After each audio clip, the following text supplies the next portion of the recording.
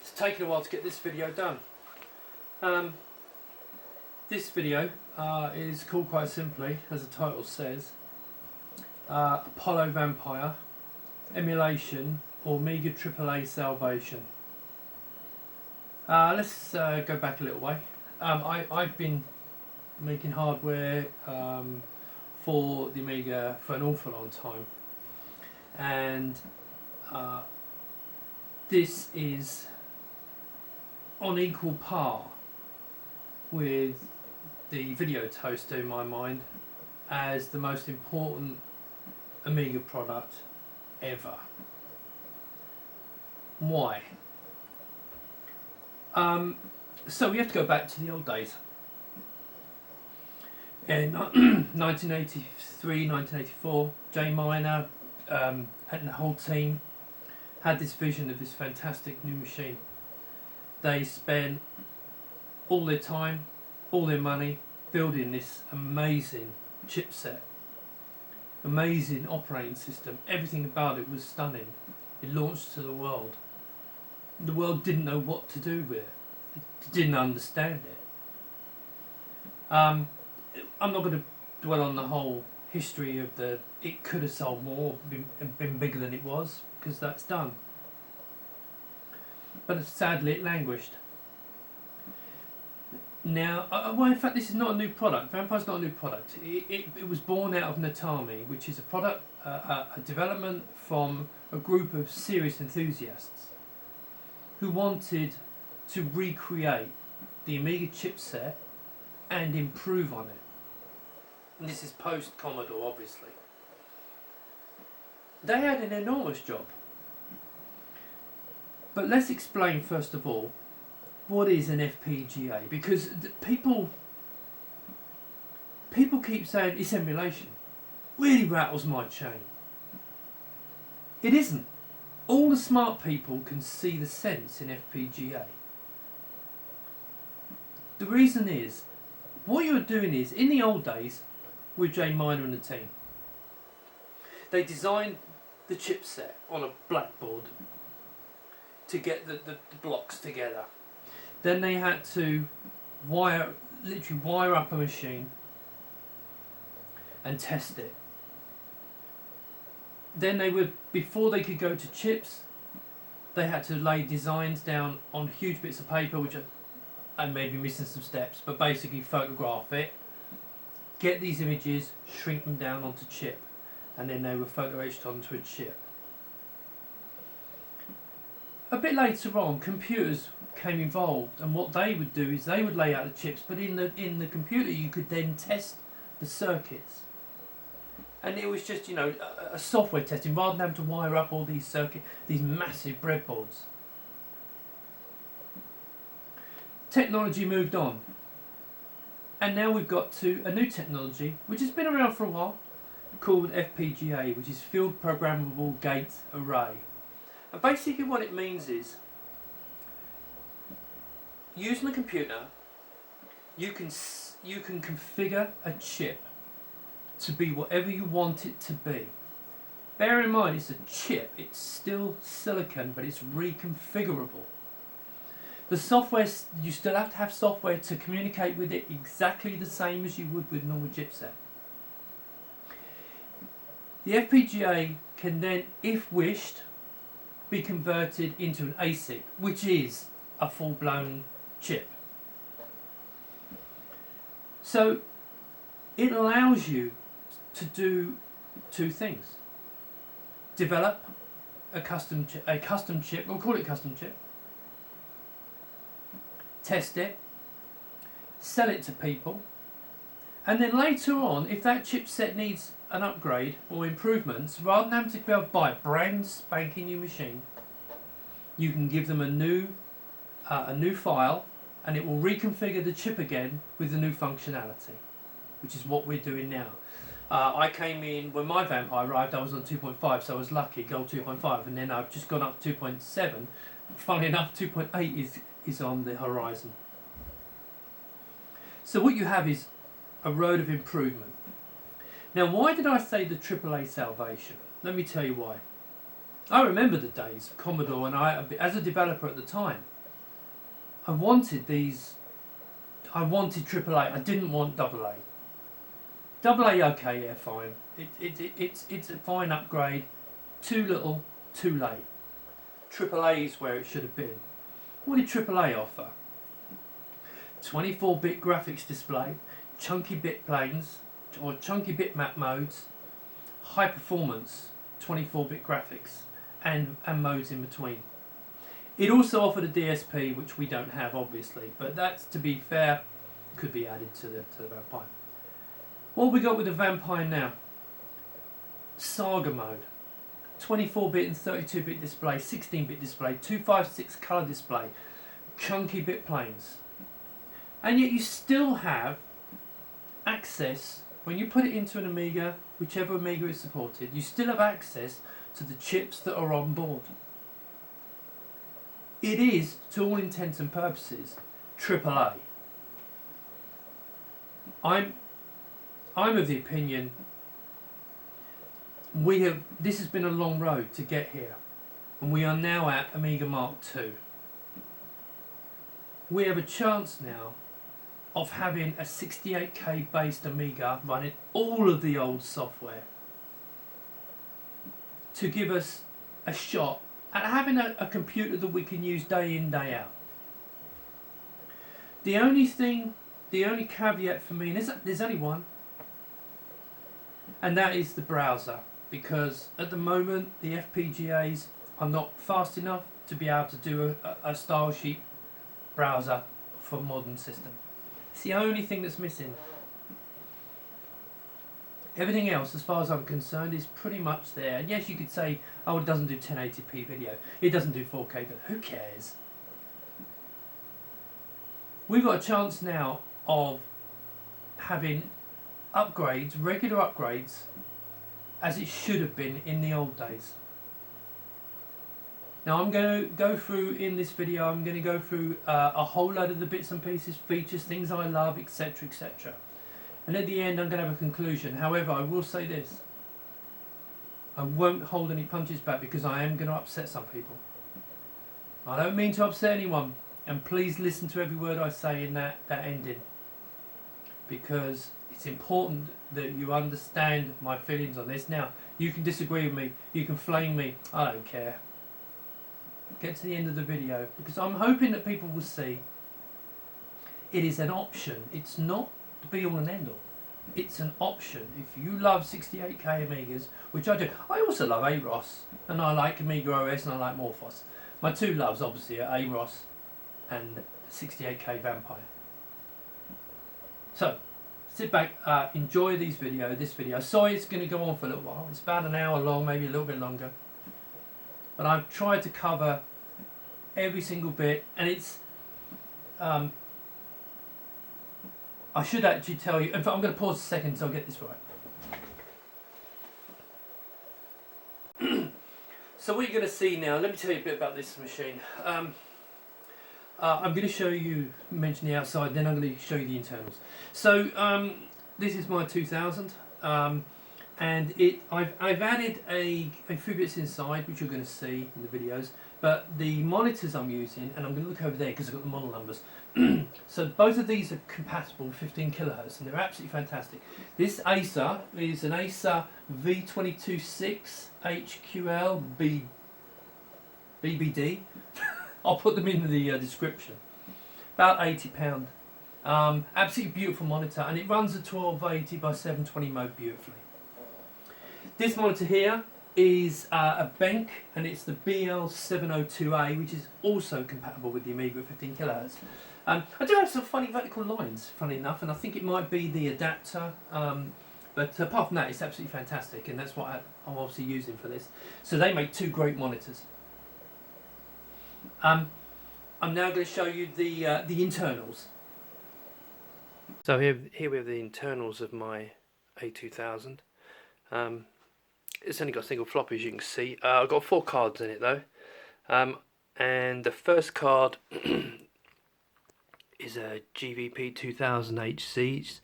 So I'm only using it for the CD-ROM drive, as you can see there. That's all I use that for. because everything's done on compact flash and micro SD. The next card to it, which is very hard to see here, but is a Ariadne 2 Ethernet card. And then we have a VLAB. That's a standard VLAB, the lower card. And the big card behind it is the VLAB Motion. Sadly, I do not have the Toccata, which goes with the VLAB Motion.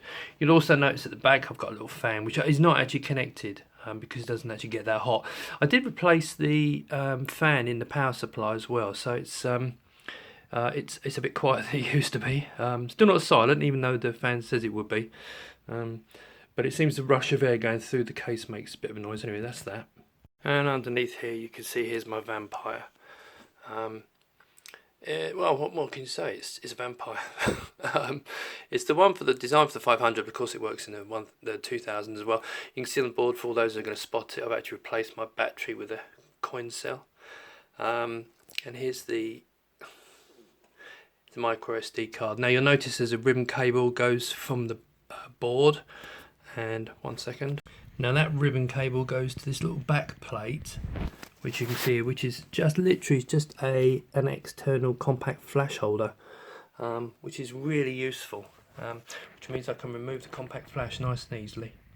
Okay, although you can see this on the screen, the next section is going to show you the sysinfo results. I suppose something everyone likes to see is obviously the performance. So let's load this up. This is sysinfo. You have to take it. No, I don't want to say a pinch of salt, but it's a good example. Anyway, put it that way. We found in emulation, if you're running an emulator instead of actual hardware, then it can be distorted. But if I press speed, then you'll see that we're going to end up with 104 MIPS. And 36.7 million flops for floating point, 188 times faster than an A600. In fact, and nearly 22 times faster than a 3000, and 5.5 times faster than an 040 based 4000. So it is really cool. Let's go to let's click on board, so you can see the boards I've got in the system. You've already seen this in a separate video clip. But here you go, so I've got the Fastform SCSI board. I don't know what the 202s. I know Macro System Frame Grabber, and the other one, Macro Systems, that's my VLAB Motion. Oh, that's the network card. It's not coming up, Ariadne, but that's the network card I've got in there.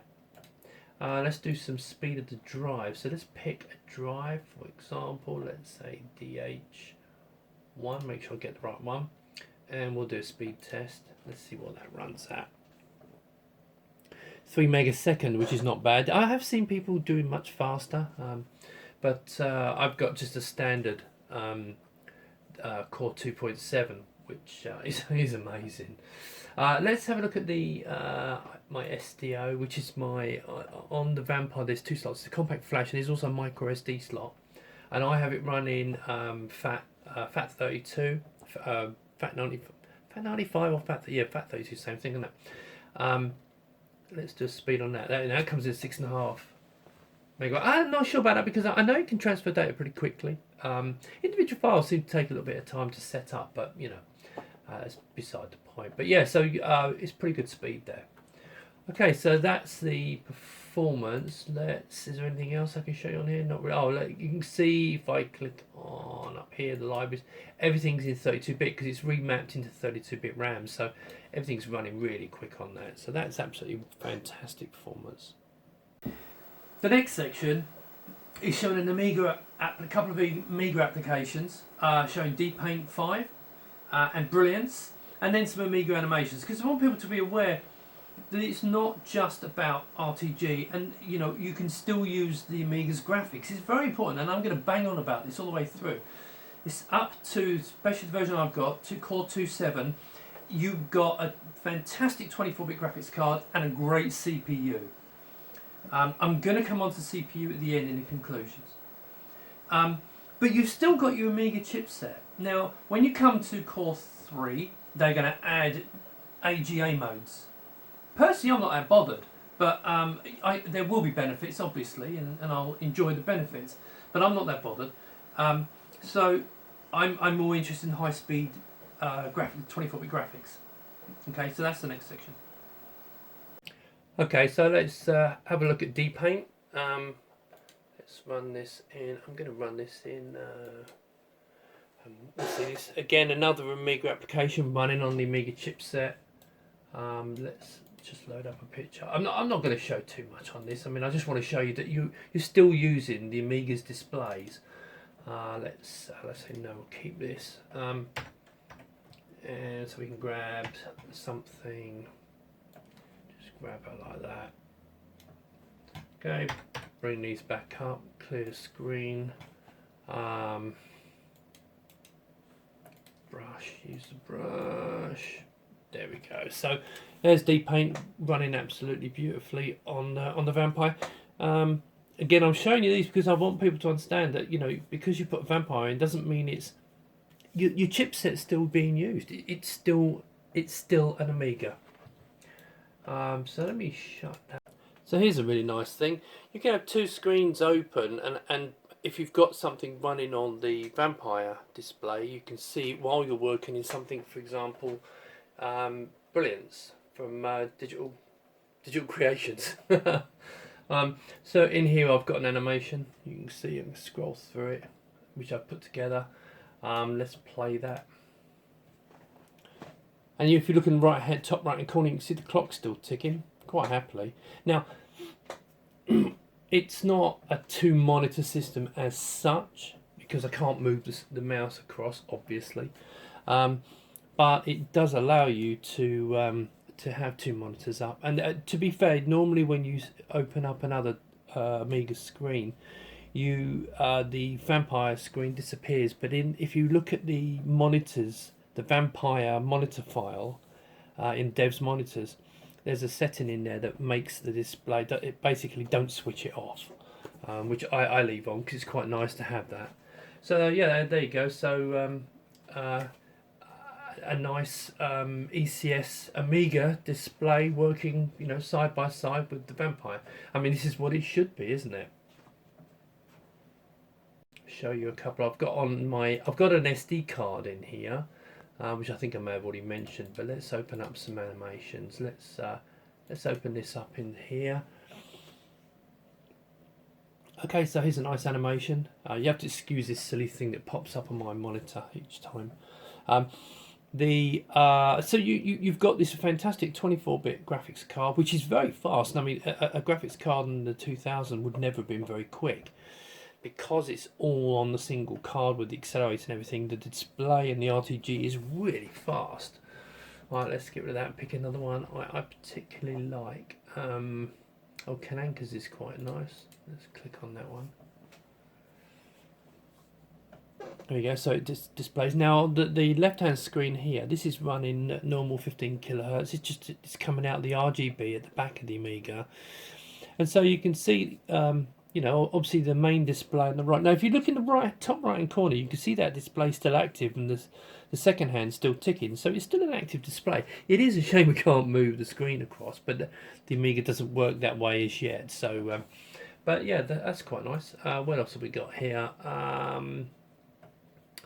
Oh yeah, I know, Dragon's Lair. Let's open that one up. There we go. That really is annoying, that resolution.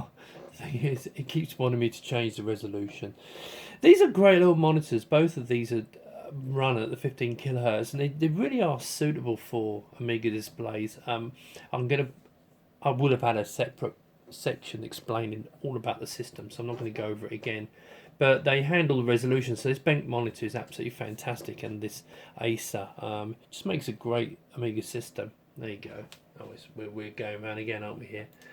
And then let's have this my scar. This is one I may have shown you already, or I'm about to show you running in Brilliance. There you go. So yeah, Amiga animation, all running through the Amiga chipset. Obviously, it's running nice and fast. It's got 32-bit RAM. All the libraries are running in 32-bit. It is just running beautifully. Right, the next section is RTG applications. So most of the, unless you're playing games, most of the time if you're a serious Amiga user, you're going to be wanting to use the 24-bit display for your applications. and this section will go through some of the applications that are on my system, including some using the hardware, internal hardware, to show that Vampire works with internal hardware and doesn't affect anything. It just really plays nicely with the system. Right, I'm going to run through an overview of what it's like to use the RTG. The Vampire gives a very fast RTG experience. It's faster than anything I've ever had on. Even I had Picasso 4 cards a short time. I've had Cybervision. I put them in the Zorro 2 bus, Zorro 3 bus. Not as quick as this. So I just want to run through so you can get a feel for it. So we'll start off with something which a lot of people do. Want to play some music. So let's load up some music. Now I'm just going to give you a very short burst of this. Just really to give you a feel for what just general usage is like. Let's just do this for a few seconds. So yeah, you can do music. Let's yep, okay. Let me pause that. The thing about this is that it's actually not doing 16-bit. It's actually decompressing MP3. It's only using about 20% of performance as well. It's decompressing and then putting it through Paula. So you're using the Amiga's audio circuitry. Again, you're using that. You're not just bypassing it all. So that's music. Let's have some video because people like to watch videos. I've got a couple of nice little videos in here. This is the latest one by Eric Schwartz. Here we go. I'll give you. You have to excuse the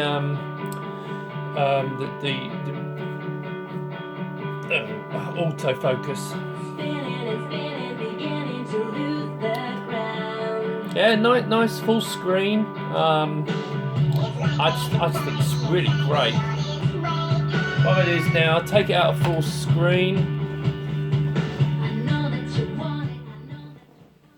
Now I want to turn off the sound now because obviously I don't want to get demonetized. Not that it's the end of the world, but it is actually quite annoying when they do that. But yeah, so you can see this. It's absolutely fantastic. The video, and it's almost DVD resolution. Now I've actually recorded higher. Let me turn it right down a bit further. Actually, I've actually recorded higher resolution than that. And the plays a pretty good, reasonably good performance. It's not perfect. I mean, it's not 25 frames a second with this, but it's quite nice. It's definitely watchable. Let's get rid of that, and I'll load up another example.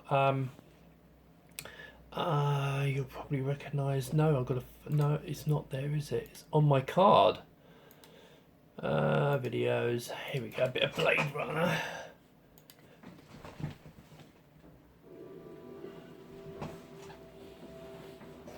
So I took this from. I do have the original version, but I had another version which I cut a piece out just to see what it ran like in full screen, and it just runs really nice. I mean, it's not perfect, I know that, but it's good enough to watch. And it's a step on the road, and that's the key thing about this. That's enough. I don't want to spoil that for you. Okay, so that's well. Let's do one more video clip. Which I quite like. So if you've got, for example, he's taken it out. Yeah, the new releases removed a lot of the old good videos that I actually quite liked. I meant to change. Okay, so that's pretty much video. Right, so let's close them down. So audio and video is brilliant. I really like the look. I mean, it's the subtle changes to the 48 over the 43 version of Apollo OS. But it's just subtle little things I actually really like, and there's some fundamental things. So, for example, the layout of the programs now, you've got 2D, 3D, and so on, and they've moved this around, so it's actually a bit more logical, which is quite good. My apps is obviously stuff that a lot of apps that I've got, so I've got a lot of programs in here. I've got a ton of graphics apps, obviously, and audio apps and so on. Let's show you some of the ones that we've got in here. So I've already done the Brilliance and the P Paint. So let's open up a couple of RTG ones. Let's go into Perfect Paint, which is brilliant. Okay, so let's go into Perfect Paint. Here we go. Load a picture. Let's see. Picture. That's been a bit slow, hasn't it? Okay, so we've got that there. I know. I don't think this is. I'm not sure if this is using the FPU, so it might be a little bit slow. But you know, it's here we go. That's Perfect Paint, which is brilliant, and I do animation work in that as well. Well, I mean, I play around with animation work. Let's have a good TV Paint's another one that works really nicely on here. So that's set to run in 1280 1024, and this is really just to give you a feel for how quick it is at loading things. What we'll do is go and find a picture in here. Oh, I think I'm actually already on the page, aren't I? Mario, what's that one? Oh, it doesn't know about that one. Let's have a look at this one. Crop image, there we go. Now, interestingly, they need to, I think, use the fully utilize. Now this has got FP. Oh, that's rubbish, isn't it? Let's go and see if I can. Am I in parents, volumes? Let me load up another. There we go. Programs, pictures, because there's some really nice pictures in here. Vampire. Let's get something small. Oh, crop image. Here we go. There we go. And then of course we can do all, all the usual stuff. But see how smooth that is running around. In fact, actually, if I close that and let's do that again, but this time do it with the whole. Let's get a feel for how quick this is. So you can see it's got all that great big image. Turn these on. I think I need to turn on the brush. Yeah, let's do that. Fill options, and then we'll come up here, and I'm just gonna see how well that works. There you go. I mean, that's really nice, isn't it? Let's if I turn off the brush and then just do it color, and then we'll put some. Let's kill that image, and then we'll just do images. There we go. So you get a feel for how well it's working. I just think it's fantastic, and let's kick out of that. Okay, so that's graphics apps. What else have we got in here? I'm not. You notice I'm not actually shutting anything down. Let's get productivity. I use Wordsworth. If I open this up and I'll show you my script. Okay, here we go. So there's the text that I'm doing for this. And let's close that, and we'll go Turbo Calc. Here you go. Let's open up. Open source sheet. Macro example. There you go. Oh, it's actually not on its own screen, but there you go. So that works really nice. I just really wanted you to get a feel for the speed that everything works, because that's kind of crucial. For example, if I click on here, get open Dopus. What I'll do now is I just want to go around and clean up, because this is a really usable system, which I think it's really. I mean, yeah, if you've got a high performance 68K Amiga, yeah, fantastic. But this is probably the fastest you're ever going to have. So let me just close this down. And it's a lot cheaper. I mean, I had a 75 megahertz 060 with a Cybervision, and I sold it to fund some things I'm doing, Amiga related, obviously. I mean, I sold them all for about £1,000, something like that between them, and I replaced the functionality with a £300 Vampire. So that's the, yes, they do have a lot of value in it. I mean, I had a very specific historic card, Tech Magic 060, and the guy, I mean, I did it quite cheaply. I sold it for £500. I think most people were really surprised. The reality is that I've sold it, and I received money back, and I made a lovely big profit. And it's funded some other things like my case that I'm working on, so which is quite nice. And I now have a machine with greater performance. So yeah, I think it's actually, I'm now a much better machine.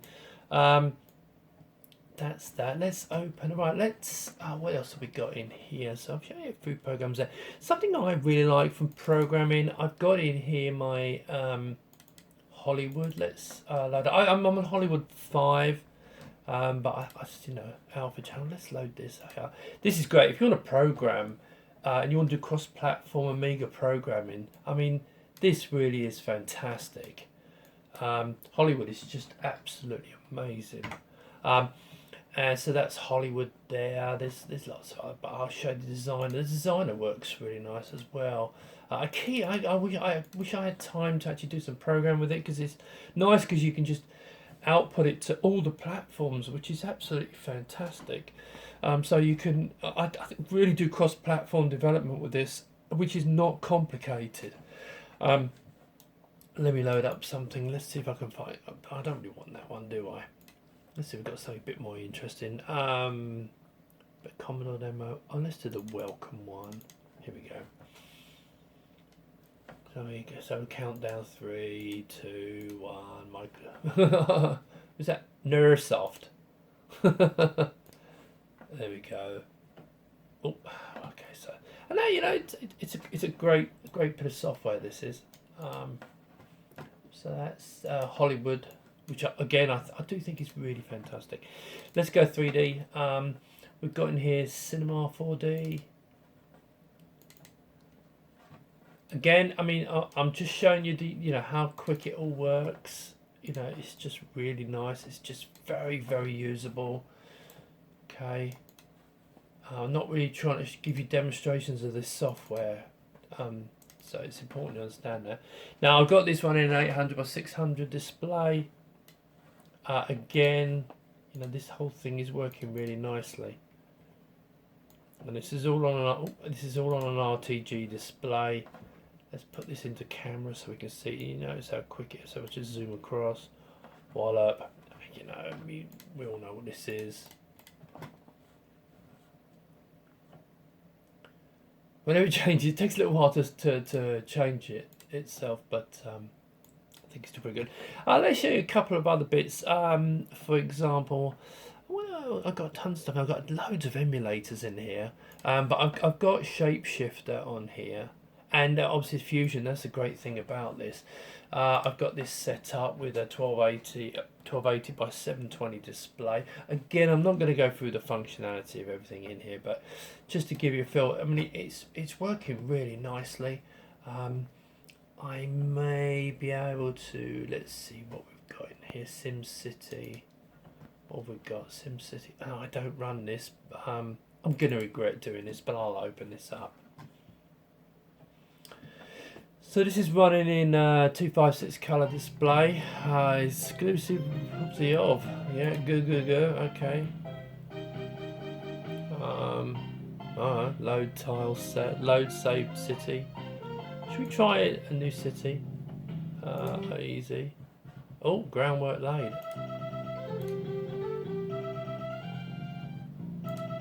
There we go.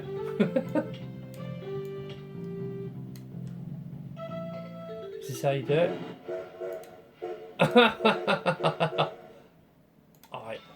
I really don't know what I'm doing here. I have no idea. And I also have no idea how to zoom in. Oh, hang on, is this how you zoom in? Oh, look at that, look. How cool is that? What do we do here? Anyway, so you can see it's working quite nicely. I could put like, oh, let's put some railway tracks. Oh, I suppose you put the railway tracks, don't you? Oh no, that's no good. But anyway, you can see it works. Okay, and that's running. Do you want to save city? What, really? Don't think so. So you can run this. There was a great video by Retro Cave guy. Fantastic video. What's the fastest Mac. It's an Amiga. That's not the title, but that's kind of the gist of it. Yeah, I mean, we you know, historically speaking, I mean, I've always known that it's really fast running on Amigas. So what we do now is shut down. So hopefully that's given you a bit of a feel for it, and everything runs really nice and fast. I'm over the moon, especially this Apollo, this latest version of the Apollo. I'm really pleased, and I actually really like the Magic Workbench icons and the layout and everything. I'm really impressed with this. You know, for example, like screen mode, we can change our screen modes, and Picasso 4, you know, you can change it. The user interface is just absolutely wonderful on this. And I know it just might seem I'm just clicking around, but it's just to show you what it's like to run. I've got it dark in here, so I've got it dark. Yeah, I had a bit of a problem. I was trying to get it. I've got an HDMI capture card, but it doesn't seem to want to be able to. It doesn't seem to like the signal coming out of the Vampire. So the monitor's fine with it, and I did it at the right frequency, but it just doesn't seem to want to capture it. So I'm do it this way. But anyway, I think you can see. Let's open up these. I tell you, there's nothing. This is a little thing, but I really like it. A little app that turns the pictures into icons, which I think is wonderful. There we go. Now, if I close this down and then scroll, see how nicely it scrolls around. Move that around. No, I think it's absolutely fantastic, this Vampire. And I hope everyone out there enjoys it too, and you know, just makes the most of it. Anyway, I think that's pretty much covered the RTG side of things and how good it is. There's obviously a lot more, but so let's get on with the next bit of the video.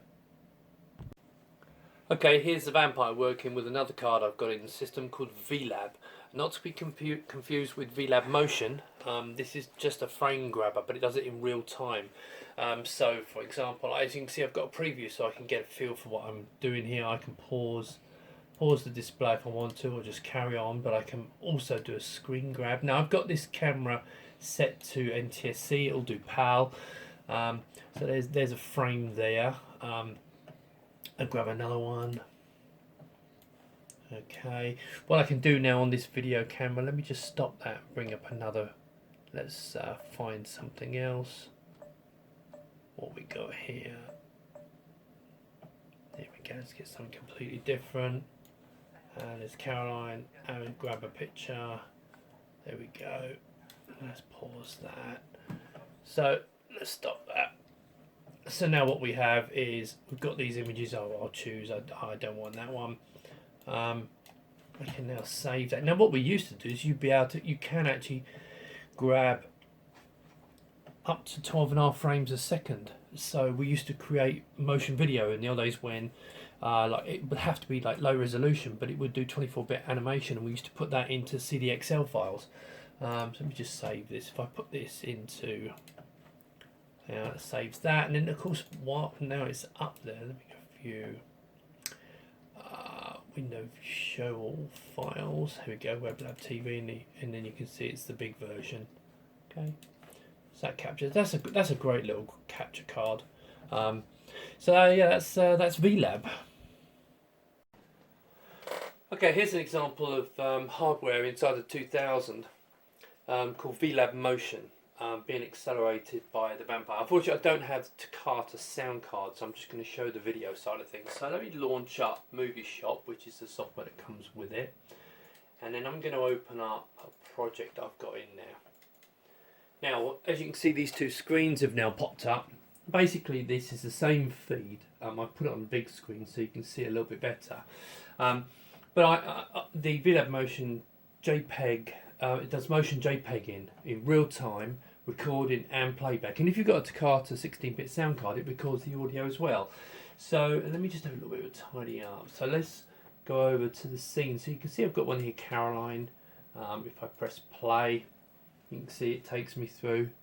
the video. I can stop this at any point and then click on the next one. Here's one of a sadly passed away cat and birds outside, and she does love to chase the birds. Not. Okay, that's that. Now another example, when it stops. Okay, another example is Space Fighters. Now this is this was created with Lightwave, one of the samples, and I just literally just load this in frame by frame. It automatically populates the scene with all the frames. Oh, that's the wrong one. I do apologise. Let me click on Space Fighters and press play, and so you probably recognise that it's just an animation that's created in Lightwave. So VLab Motion has accelerated this, and it just works great. It's, you know, there's no incompatibility. It just runs well. The interface appears up on the display up here, so I can see the controls. Again, I can play through. The editing's pretty good. There is also a timeline you can see up here. If I go to the timeline display, if I've actually joined 3 together here, so it's 3 clips. And all this is just literally digital video recording, but this was an awful long time ago. But it just shows it plays, the Vampire plays really well with the existing hardware that you put inside these machines. It's absolutely brilliant. There you go, that's the VLab Motion. Okay, this section's one that I don't know an awful lot about. It's funny, I just really don't play games that often. Someone actually called me a complete knob once because I don't play games. And so I'm going to show you some games, some Amiga games. When I say Amiga games, I mean games going through the Amiga chipset. And then there's going to be some games that are run on the new 24-bit display in 256 colour modes or whatever modes they're in. Okay, now let's have a look at 2 or 3 games. I'm going to show a couple of games that I used to play back in the day, and which are running on the Amiga's chipset, and then there'll be another one running from using the RTG modes of the Vampire.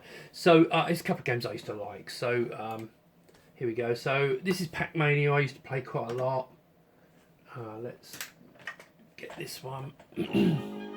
Now, as I said, I'm not a particularly big games player, but I really used to play this a lot and liked it an awful lot. So let's get going on this.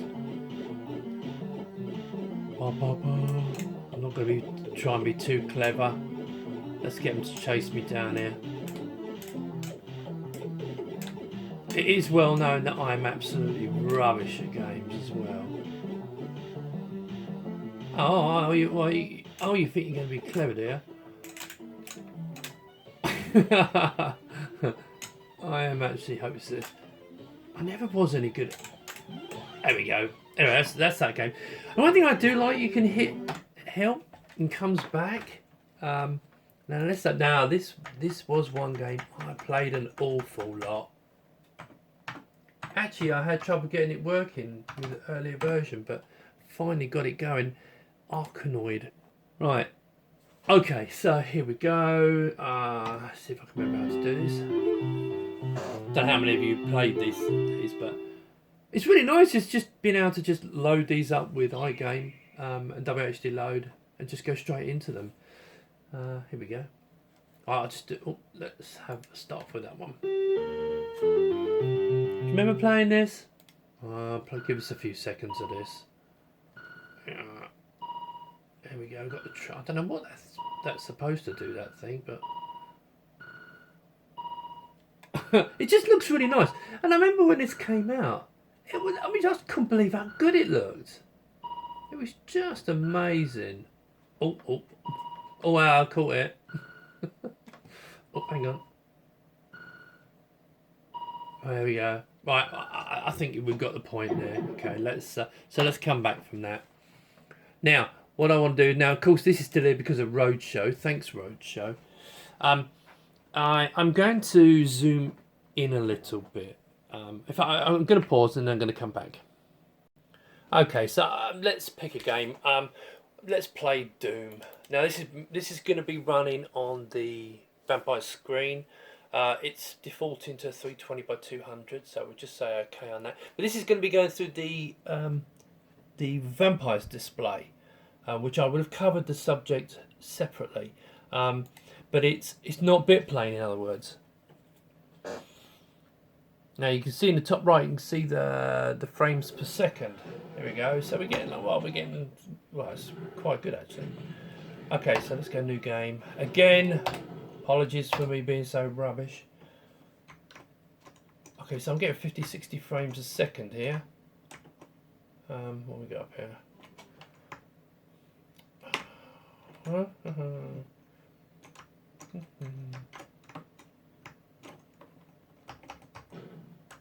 Oh, I do remember this.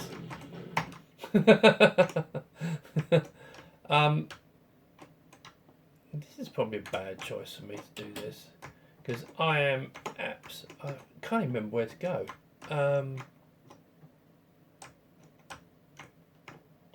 See what we got down here.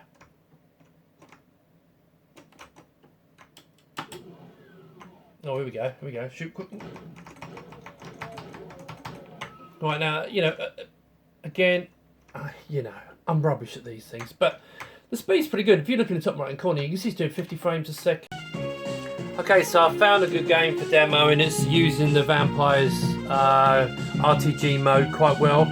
And I just had a quick go on this. Takes a little while to start, sadly. Oh, here we go. Press start. I think it's got 1941, I think. But yeah, this is the kind of game that I would have played. Oh, press it. There we go.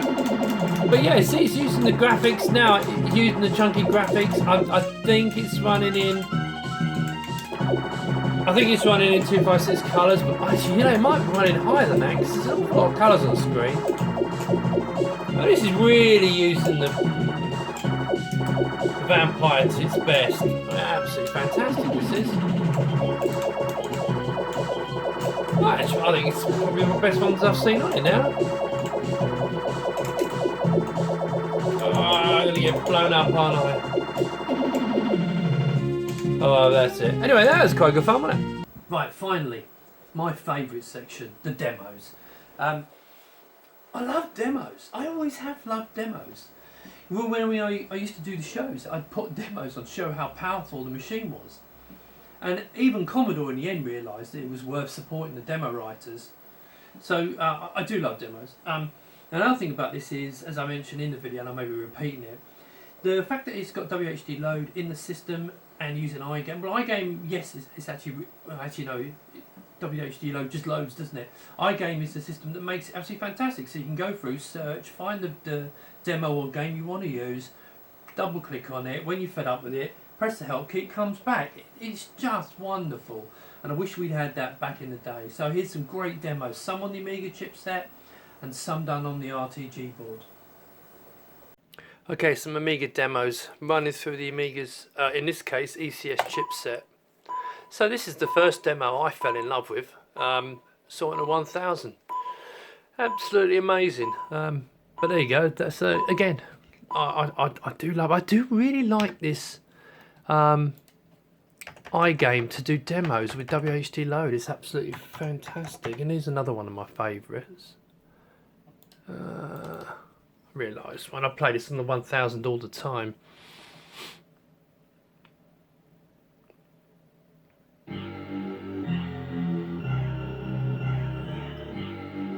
Amazing just how smooth it is, especially on a 1000. Absolutely fantastic. I'll play it for a few seconds and then I'll move on to the next one.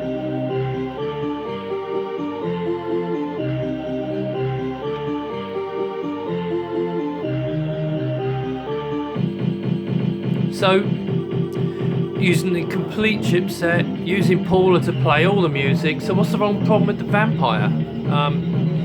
You know, I think it's just absolutely amazing. There you go.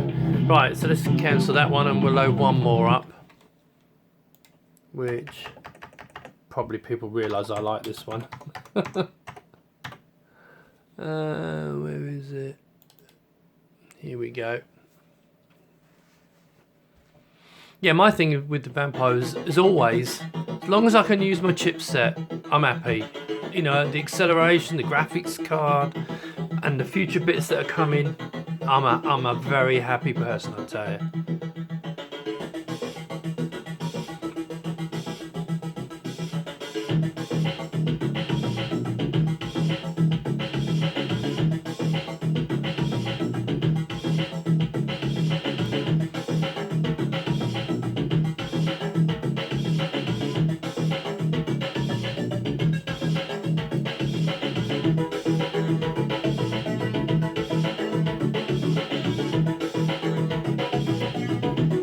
Anyway, I think that'll do for that. Coming up next is the a couple of demos on the RTG side. Okay, that's it. Thank you.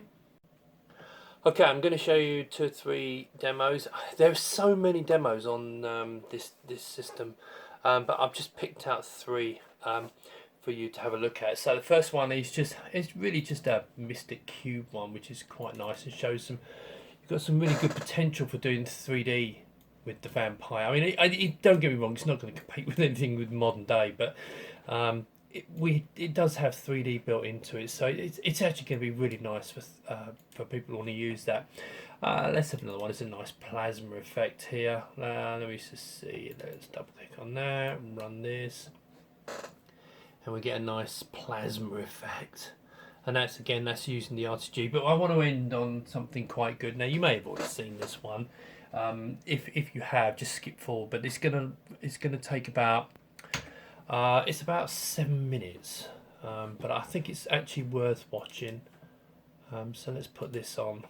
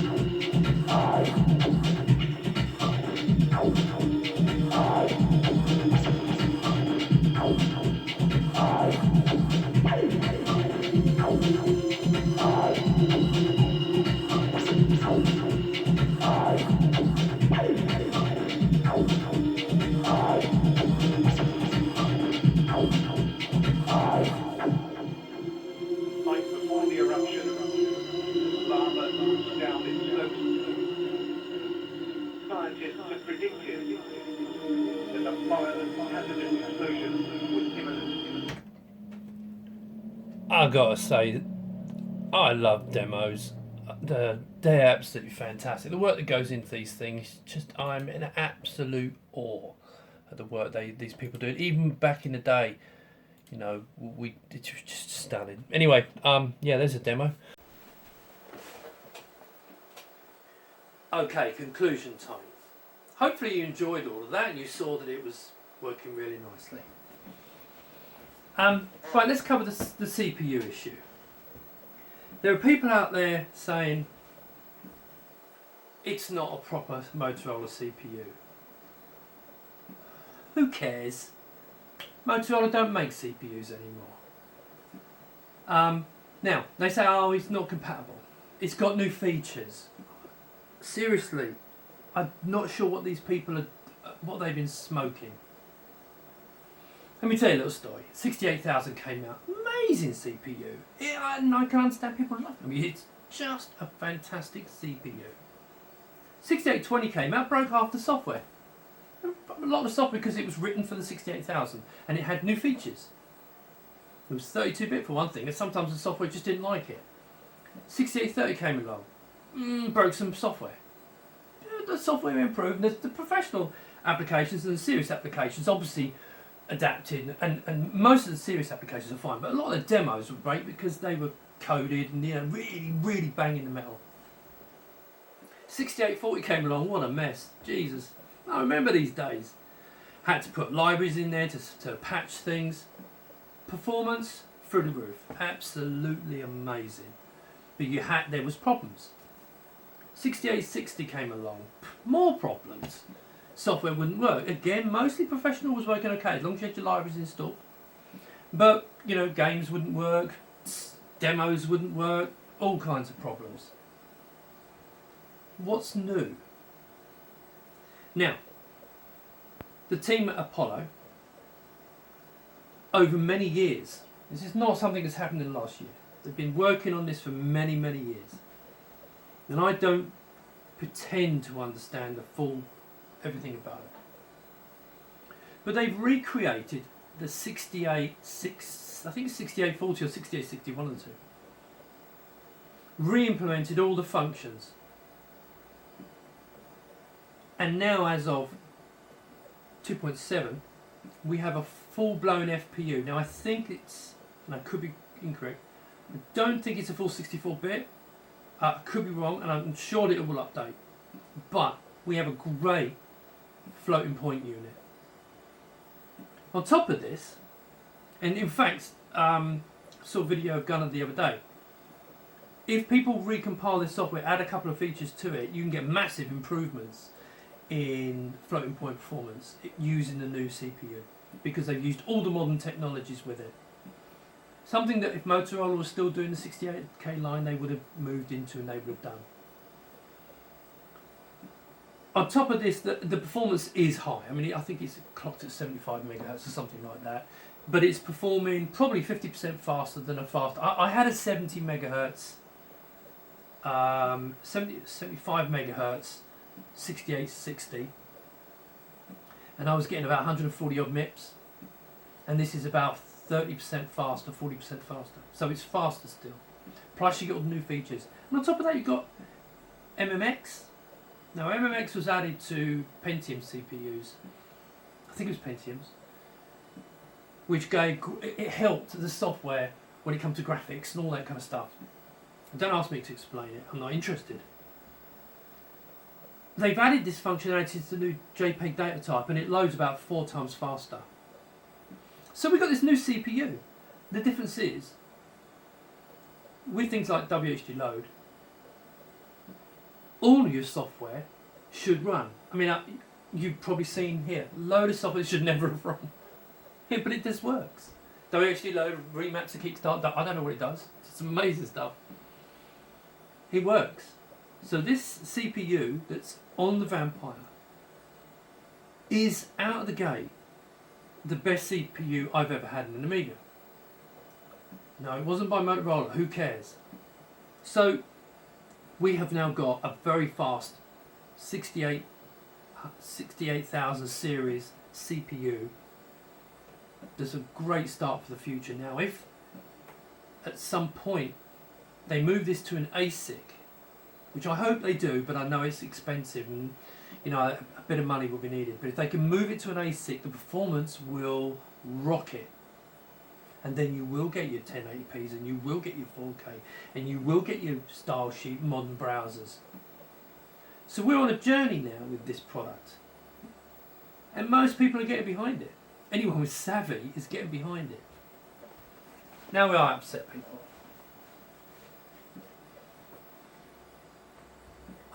As some people know, I'm doing a new case. And I've been kind of inspired to do it because if anyone remembers the Checkmate 1500, I did that many years ago. And I wanted to do it again, but I wanted to bring it up to date. So I'm doing the new case. I'm not going to go on about it here. But the Vampire is going to be a big part of this, as far as I'm concerned. Now, be it, I'm working on the basis of you can put a 500 in it, and we've got an adapter board that allows you to put a Zoya slots into it. You can have a Vampire in it, you can have an ACA 500 plus, you could put a Witcher in it, you can put all these other cards in it, you can put Terrible Fire Accelerator cards in it, then you could put a graphics card, do loads of things. But the Vampire is going to be the best route forward as far as I'm concerned, if you want a modern, high-speed, high-performance Amiga. Now, there are people out there. I'm a classic fan, and I totally understand, and I truly understand people want to have a machine that is completely original. If you look at my 1000 here, it's got a 6820 in it, that's about all. Okay, 8 meg of RAM, and I love it. Got this machine back here, my A3000. That's got a video toaster in it, running at 6830, and I just leave it as standard.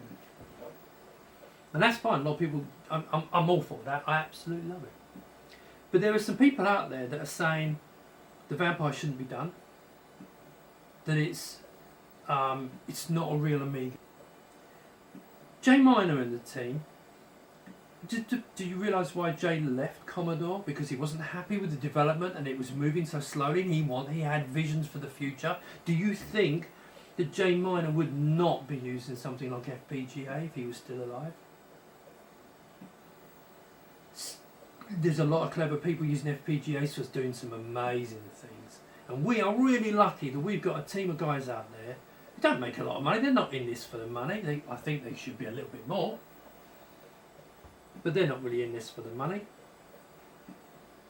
And they're developing something that I think has got the potential to give us a small niche future with a powerful machine that we can all use, and is backwardly compatible, runs all the demos, and allows us to do things. For example, I mean, the great thing is the copper. The copper, the blitzer and all that. The tricks you can do, even now the demos look fantastic. Imagine that, the same technology and the ideas with 24-bit graphics card. It's just, it boggles the mind. And if we can get it into an ASIC so that you then get into the gigahertz speed, we'll be just absolutely laughing. I mean, so I think you have to understand that I truly believe the Vampire is the future of the real Amiga line. And if you disagree with me, fine. I'm happy with that. But please don't try it. And I know I'm going to get flamed. I know I'm going to get ripped to pieces. But we need to just understand the Amiga needs to move forward. It was always meant to. It was always meant to move forward. Sadly, it fell into the lap of a company that didn't invest. The team were there. They tried. They did everything they could, and they did what they could with limited resources. And you know, I mean, I've never been a 4000 fan, to be honest, but I'm not a 4000 fan. I prefer 3000. But the technology in this, we have got a great chance. Just imagine the things that they're going to be able to do with this. Imagine if they get a big, because at the moment they're a bit constrained on the size of the ASIC. Sorry, not the ASIC, the FPGA. Imagine if they get a much bigger one that's faster. Yes, it might be a bit expensive, it's true. But if they can get a bigger one and then maybe get funded and then make an ASIC and then make basically a new Amiga. Now, next thing, operating system. We've got to sort this operating system out. So the people who own the operating system we need to sort this out, get it so that we've got 68K official and it's all hunky-dory so that we can continue developing the 68K. Now there is AROS, but ideally I'm hoping Hyperion will continue development with other developers and keep pushing the 68K, because I think there's a chance that it could do really well. Anyway, so I look forward to the lively discussion in the comments. Keep it civil. If you disagree with me and you make your case, I'll respond. If you put bullshit, I'll ignore it. But I'm happy to get into a debate. I really am, because I do think this is an important product. So, what can I say? I mean, I'll be fair though. There is a very good chance, and I can't. You'd have to know me to. I get emotional about this, but this Vampire's going in my 1000 because it's about time she was upgraded. And however, if they do in Core 3, with the AGA and they give me 4 meg chip RAM. If I can't use my chips, I will not be upgrading to Core 3. But to be honest, even at 2.7 I'll be over the moon. I mean, just make my 1000. She's just lovely. Look at her, look. Brilliant keyboard, fantastic computer. Anyway, I've waffled on long enough. Hopefully you agree, and hopefully, you know, someone said live and let live. Yeah, absolutely right. Or demo makers, I love the stuff you do. Crazy nuts. Anyway, that's enough of me. Thanks very much, and talk to you again. Bye.